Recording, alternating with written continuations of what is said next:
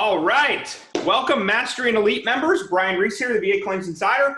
I created this presentation exclusive for current Mastery members and Elite members only. Okay, so if you're not an Elite member or Mastery member, this is not for you. Okay, this is members only content. Okay, now this is preparation for your independent psychological evaluation with one of our medical providers. And this is some instructions, some tips, and some detailed explanations for you guys so that you actually know and you're armed with the information that you need when you're completing this form, okay? Now, if your VMC team, your veteran master coach, your veteran coach team has told you they want you to get an independent psychological evaluation, this is preparation for that event, okay? Now, by going through this, this is also going to help you prepare for your compensation and pension exam for mental health, okay? Now, some things I want you to keep in mind when you're completing this JOT form intake, okay, which, by the way, it's HIPAA compliant, it's secure, okay? Keep in mind that everything you enter is going to be looked at by a mental health professional, an independent examiner, and they're going to be looking for these three things. Okay, these three things on the screen right here. You're going to likely leave your examination with a medical diagnosis of a mental health condition. Okay. Number two, a nexus, which helps you prove service connection under the law. And then finally, part three, documentation of the severity of your mental health symptoms. Now, I put a note here that says very important for your final rating. Okay, it's critically important for your final rating because the symptoms that we're going to go over today directly correlate to ratings under the law, okay? So, and by the way, when you go through this form, there's a number of questionnaires that's asking you about your current level of depression, okay? It's going to ask you, there's a PCL PTSD screen. So if you're going for PTSD, there's going to be some questions specific to PTSD. If you're not going for PTSD, you won't see anything related to that as you go through these questions, okay? But the biggest thing are these three things right here. You need to tell and know your true story, and you got to know it cold, okay? You got to be able to explain the facts and the circumstances behind what caused or made your mental health condition worse, okay? Now, these two tips here, very important. Be uncomfortably vulnerable. Okay, that means if it's uncomfortable or awkward for you to talk about, you're on the right path. An example here would be talking about sexual side effects. Okay, nobody wants to talk about erectile dysfunction if you're a male or female sexual arousal disorder. That's exactly why you need to talk about it when you're doing your independent psych eval and at your C&P exam. Okay, you need to tell all. The more open, honest, and vulnerable you are as you complete this intake and as you meet with one of our doctors, the better outcome you're likely to get, okay?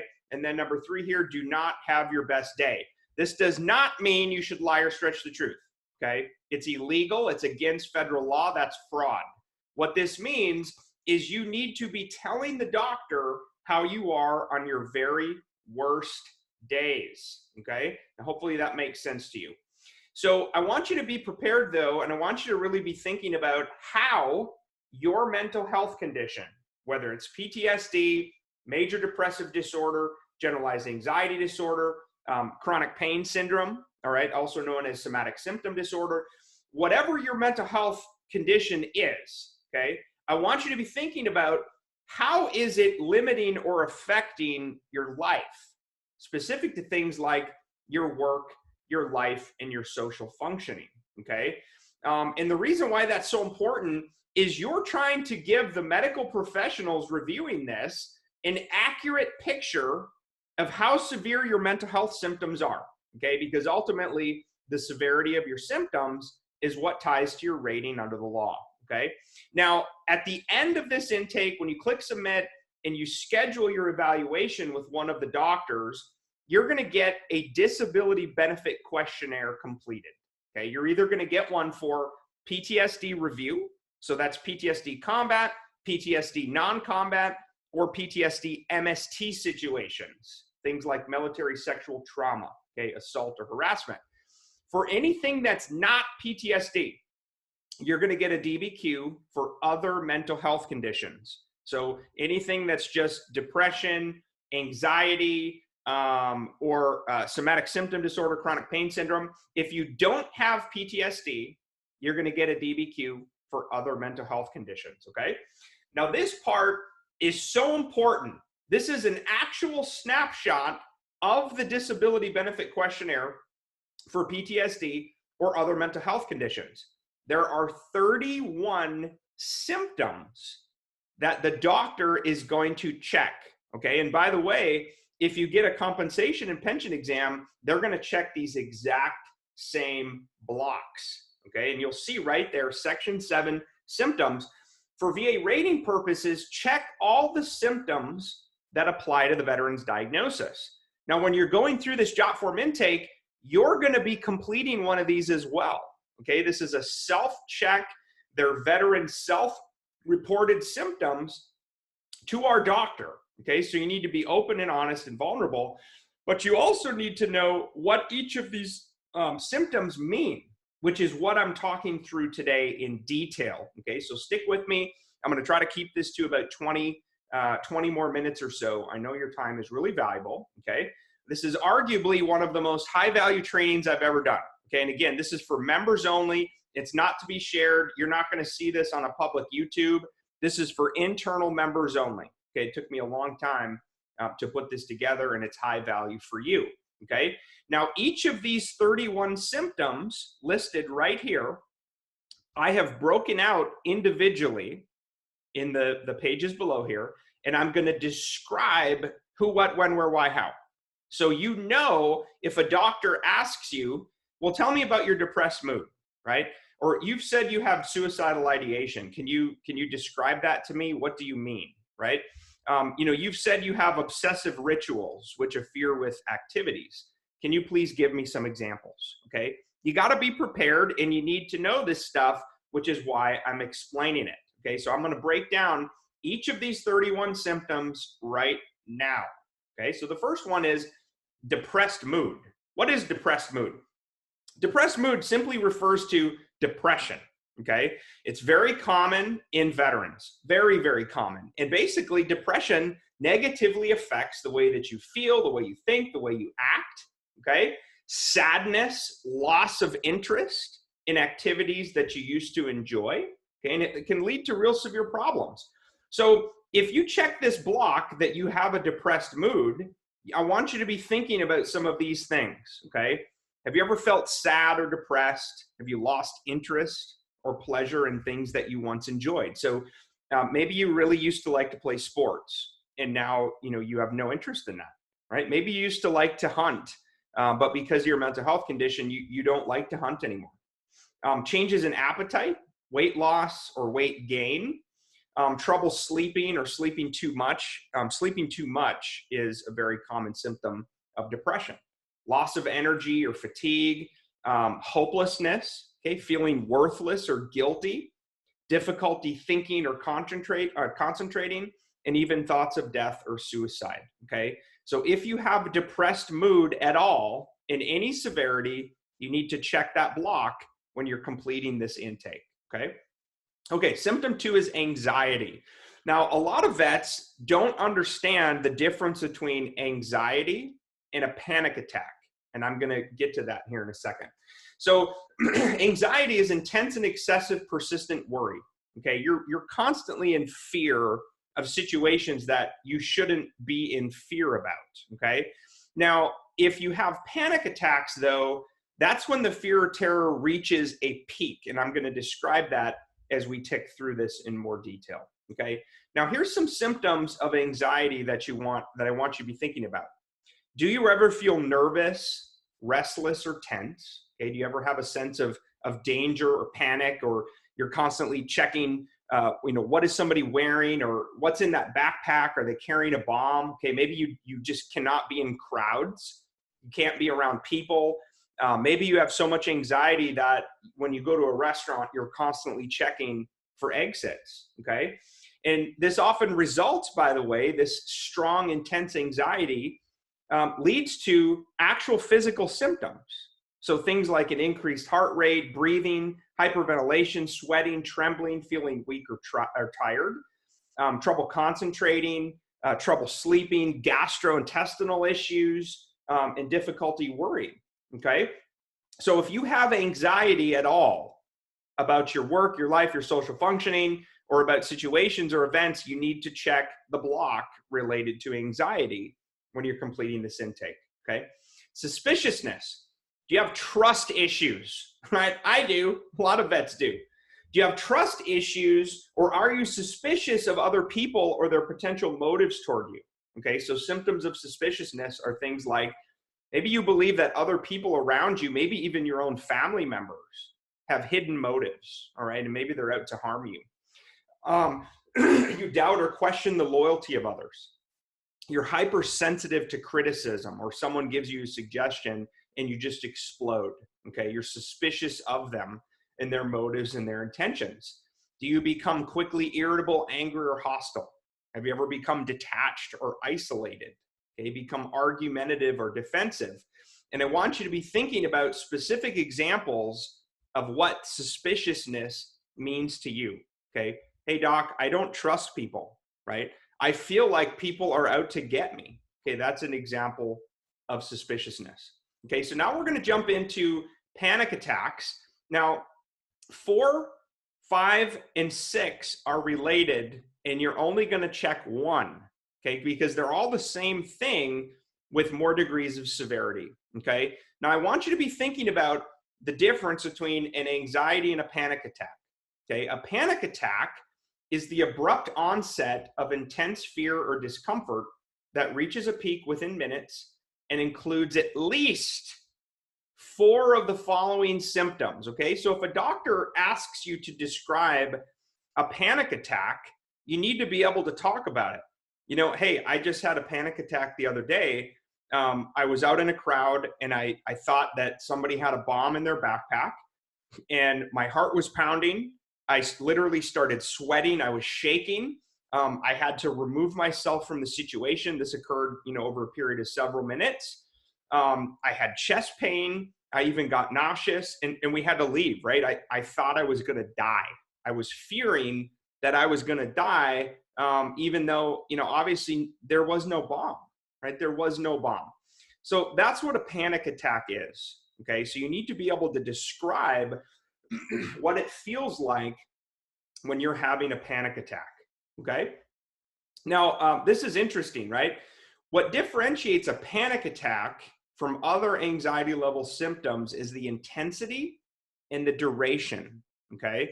You can be in constant anxiety, but not have panic attacks, okay? Panic attacks typically reach their peak level of intensity within 10 minutes or less, and then they go away, okay? That's the severe fight or flight symptoms that get you up, you're ready to fight or flight, and then those symptoms eventually start to subside, even though your anxiety might not completely go away, okay? So these two relate to number 4. You're only gonna check one. Between box 4, 5, or 6, you're only gonna check one. How often are you having panic attacks? Near continuous panic or depression, that's very severe, right? So do you live in a near constant state of fear, anxiety, panic, or depression? I do, right? So I would check this block, okay? All right, let's go on to number 7. Chronic sleep impairment is insomnia, right? So, you know, do you have difficulty falling asleep, staying asleep? Is your insomnia so severe that it affects and limits your work, your life, and your social functioning, okay? Number 8 here, number 8, 9, and 10 are going into memory loss issues, okay? Do you have mild memory loss, such as forgetting names, directions, or events? So things like, have you ever occasionally forgotten things that you should know, right? Maybe names of people you just met, how to get to certain places or things that are happening in the news. That would be considered mild memory loss. Versus when you go to number 9, impairment of short-term and long-term memory, retention of only highly learned material. Okay, now there's been some question of what does that mean, okay, while forgetting to complete tasks. Highly learned material includes repetitive tasks that you've performed your entire life, okay? That's what a highly learned material is. So things like how to brush your teeth, how to get dressed, how to go to the bathroom, how to drive a car, how to count, okay, how to recite the alphabet. But you're very likely forgetful of new things. So an example might be you've read the newspaper and you can't remember any of the stories, right? Or your spouse asks you to clean the house and you'll forget it unless you write it down.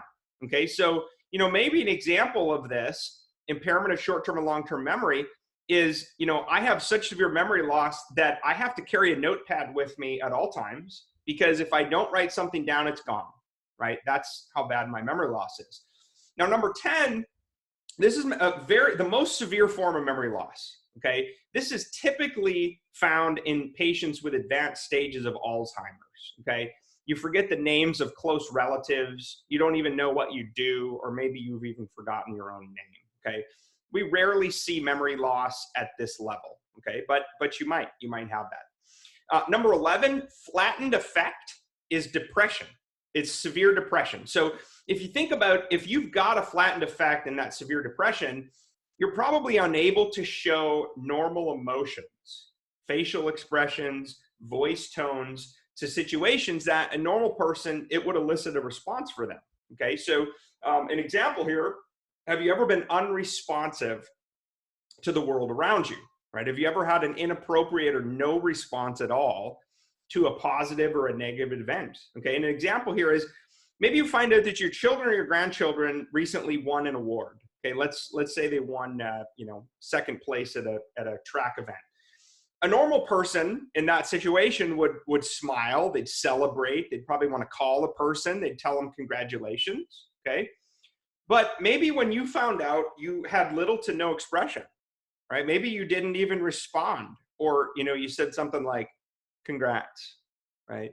Instead of congratulations, like I'm really happy for you, right? That's what flattened affect means. It's a type of severe depression. Okay, so now this one is so commonly confused, okay?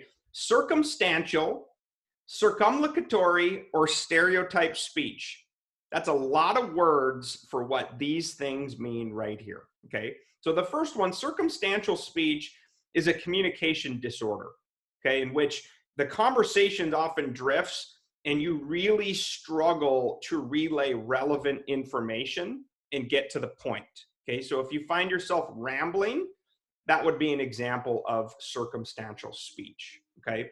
And then circumlocutory speech is a language disorder where the patient refers to something, an object, event, or person, and describes its characteristics instead of the name, okay? So an example here is, let's say somebody asks you, what do you cut your hair with?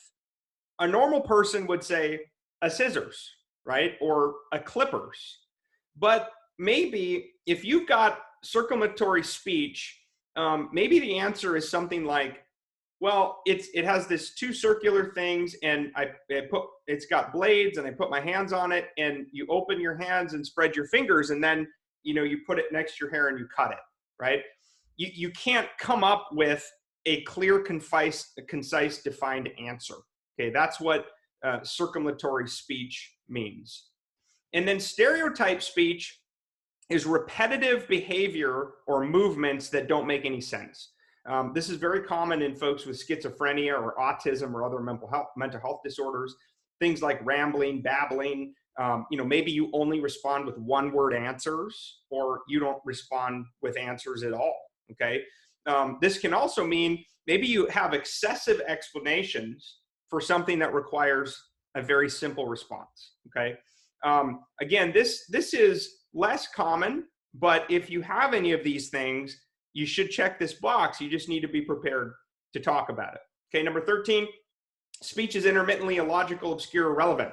This is a very severe mental health symptoms, okay? And what this means is when you have conversation with people, you either can't hold a conversation or you ramble about things that are irrelevant.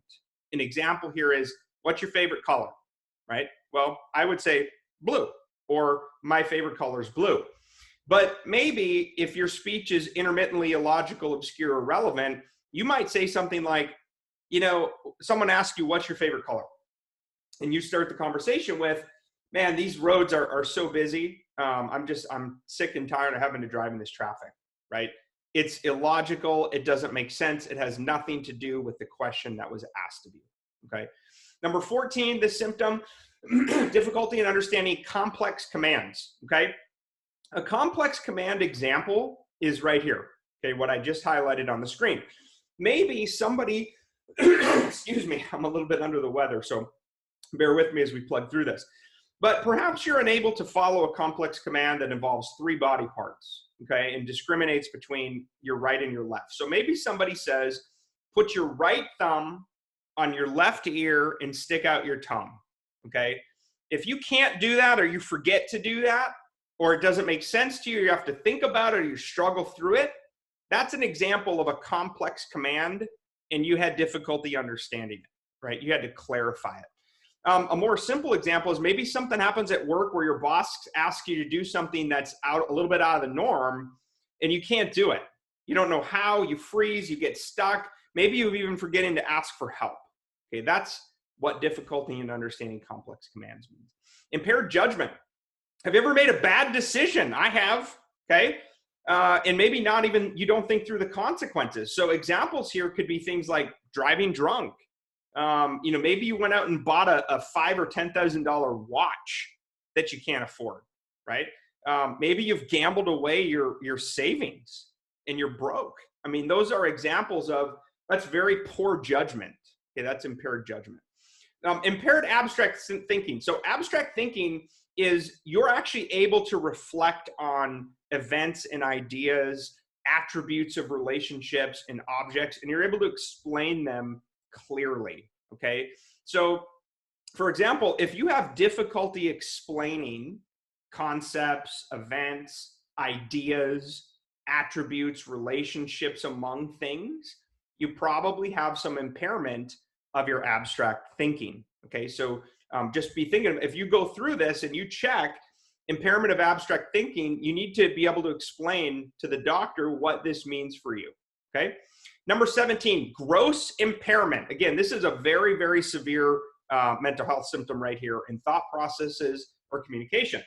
Gross impairment in thought or communication and processes refers to a person's inability to effectively communicate or think clearly. Okay, what this literally means is you have trouble performing or forming a coherent thought, and you can't communicate it very clearly or effectively. This is one of the most severe mental health symptoms. Okay, symptom 18, disturbances of mood or motivation. This refers to depression. Okay, so maybe you don't enjoy to do activities you used to do. You don't see them as fun anymore. Maybe you're in a constant state of depression. Maybe you even struggle to get out of bed in the morning, or you quit your job because you just don't like it anymore, or you got fired from your job because you're too depressed to get out of bed. That's what disturbances of motivation and mood means. Number 19, difficulty in establishing and maintaining effective work and social relationships. A lot of vets struggle with this. Okay, do you struggle to meet new people? Do you not trust other people? Do you have friends at work or in your life or not? I know a lot of veterans, for me included, we don't have very many friends because we don't trust people. Okay, you find yourself not wanting to go to events. You purposefully avoid events, meeting new people, trying new things, socializing. That might even cause anxiety for you, even just thinking about it. Okay, but that's what difficulty in establishing and maintaining effective work and social relationships mean. Difficulty adapting to stressful circumstances. Okay, do you get overwhelmed easily? You have to take breaks or naps.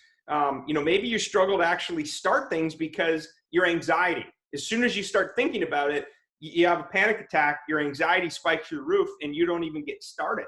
Okay. Maybe your mind wanders. Maybe you just shut down completely to stressful situations, and all you want to do is not go to work and either stay in bed or watch TV. Okay, that's what that difficulty in adapting to stressful circumstances means. Inability to establish and maintain effective relationships. This is very similar to number 19, okay, but it's a little bit more related to your actual interpersonal skills. So maybe people avoid you and they don't like to be around you because of your anger issues, right? I'm a vet, I got anger issues. I have an inability to establish and maintain effective relationships. I have angry outbursts, right? Sometimes I struggle to get across to people. Maybe you've been through divorces, or you've had multiple girlfriends or boyfriends, and you just can't keep a relationship. You're unable to hold a healthy, effective relationship. Maybe you're not a good friend, right? You struggle to have deep, trusting, personal relationships with people. Very, very common for veterans to have this number 21. Okay, suicidal ideation. Suicidal ideation means either wanting to take your own life or thinking about suicide. And in general, there's two types. There's passive and active. Passive suicidal ideation is when you think about it, you wish you were dead, or you thought that you could die, but you don't have any active plans to commit suicide. Okay, that's what passive suicidal ideation means. But if you've ever thought about being dead or killing yourself, you've had suicidal ideation. Okay, so you need to check that block. Whereas active suicidal ideation, it's not only thinking about it, but you actually intend to do it. You've thought about a plan. Maybe you've thought about jumping off a bridge and you've driven by that bridge multiple times. Maybe you've thought about shooting yourself with a revolver and you've thought through the type of gun you're going to use, the time of when you're going to do it. That's what active suicidal ideation means, okay? Again, very, very common in veterans. I have suicidal ideation, okay? So if you've ever thought about killing yourself, check that block, okay? Number 23, obsessive rituals. So many veterans have this. An example here are constantly and persistently checking windows, doors, locks. Maybe you're even afraid to leave your own home because you fear somebody's going to break in when you're gone, right? Even though you've got a security system. Here's a few other examples of what this might mean, right? Repetitive, weird behaviors, ritualistic hand washing is another example. But probably the most common one we see is this persistent fear and this constant checking, almost like OCD type behaviors. Okay, that's what obsessive rituals which interfere with activities mean. Number 24, impaired impulse control. Okay, unprovoked irritability. Good Lord, anger issues. If you have any anger issues, you've ever resorted to violence, whether it's just been verbal or actual physical violence. Have you ever become angry with a coworker or a spouse, thrown things across the room, punched a wall? If you've become violent, I used this example the other night. I can go from 0 to 100 in like that, right? Where all of a sudden I'm just unbelievably angry for really no reason, right? That's what impaired impulse control means, and unprovoked irritability with periods of violence. Number 25, spatial disorientation. Spatial disorientation means you're unable or you're struggling to determine your actual location or movements relative to what's happening around you. So an example of spatial disorientation is maybe you always have to drive with a GPS or Google Maps or Waze. Maybe it's roads you've driven hundreds of times, but you forget where you are or where you're going or even why you left your house in the first place.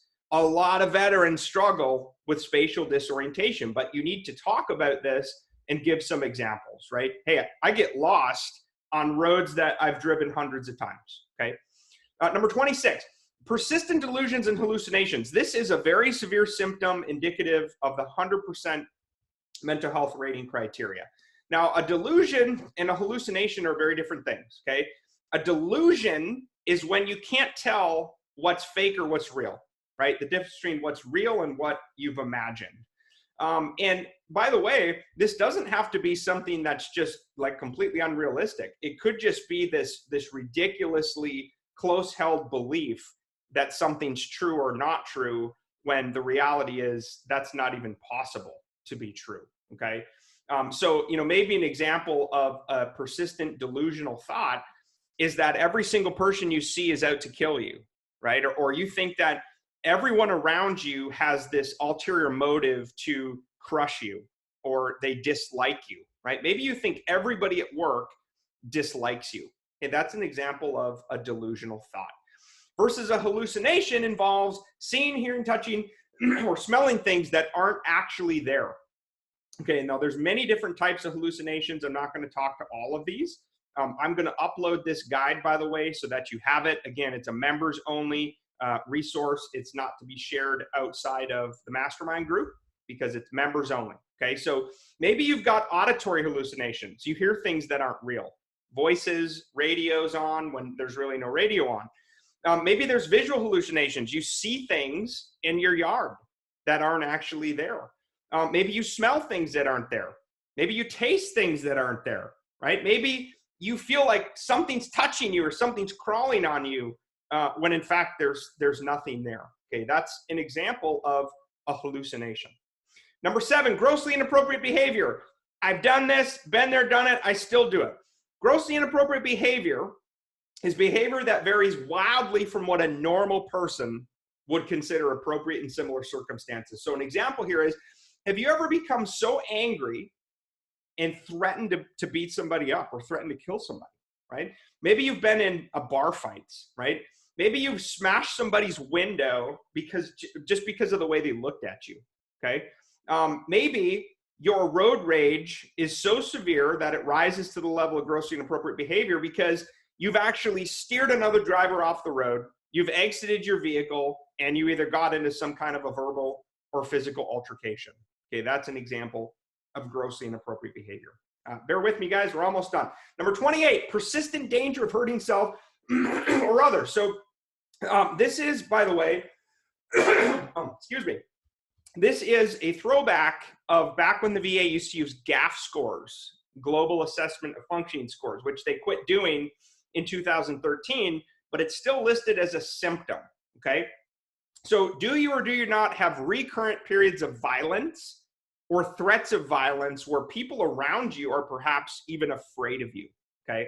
Again, this is a symptom at the 100% level of mental health, persistent danger of hurting self or others, okay? Number 29, neglect of personal appearance or hygiene. Now 29 and 30, and even 31 to some extent, but 29 and 30 are pretty much the same. But an example here, neglect of personal appearance or hygiene. So maybe you neglect your physical appearance, personal hygiene. Maybe you don't clip your nails anymore. Your hair's all messy. You don't shower like you should. Poor nutrition or diet. Maybe your living conditions are scary, right? A filthy home. You don't do household chores and maintenance anymore. You hoard things. Rotten food smells. Maybe you've been threatened of eviction, right? Because of your living conditions or because of how you are as a renter. You don't take care of your health, perhaps. Not filling or refilling medications. You're missing appointments constantly. You're refusing help for things that, you know, a normal person would probably suggest you need help with. And then strange behavior, social isolation. So many veterans suffer from social isolation. Okay, refusing to let people help you. Antisocial behavior, you're a recluse, you pull yourself away. You have struggle getting along with people. Dangerous or forgetful behaviors. Okay, maybe you forget things like you leave an oven on or you leave a gas grill on. Okay, those are all examples here. And again, I'm going to upload this guide so that you can see it. But all of these symptoms of 29, neglect of personal appearance and hygiene, also spills into number 30. Okay, intermittent inability to perform activities of daily living, including maintenance and minimal personal hygiene. This is the same as 29 above, except for the fact that you might actually require the assistance of another person to help take care of you. Okay, maybe somebody comes into your home, maybe your mother or your father lives with you, or a child is helping take care of you. That's what number 30 means, okay? And the last one that we're going to talk about, the last symptom, again, thanks for bearing with me today, disorientation of time or place. Disorientation is an altered mental state, okay? Somebody who's disoriented may not actually even know their location, their name, their identity. You might not know the time or date. You might forget where you are, okay? You might become extremely confused, delirious. You have delusions. You become agitated very easily. Hallucinations. Maybe you find yourself wandering in a place and you don't even know how you get there or how you got there, right? That's an example of disorientation to time or place. Again, a very, very severe mental health symptom. Now, one other thing I want to talk about quick. This is not an exhaustive list. This is just the list that are on the DBQs to help a veteran explain the severity of their mental health symptoms so that either an independent psychologist or the C&P examiner can get an accurate picture as to how severe your mental health symptoms are, okay? Again, I hope you enjoyed this. I'm going to upload this secret guide. This is not going to be posted anywhere. Again, it's a members-only document. All right. And again, please be uncomfortably vulnerable, be open, honest, and truthful. Okay. Do not have your best day, and make sure you know your true story cold. Okay. We'll talk to you guys very soon.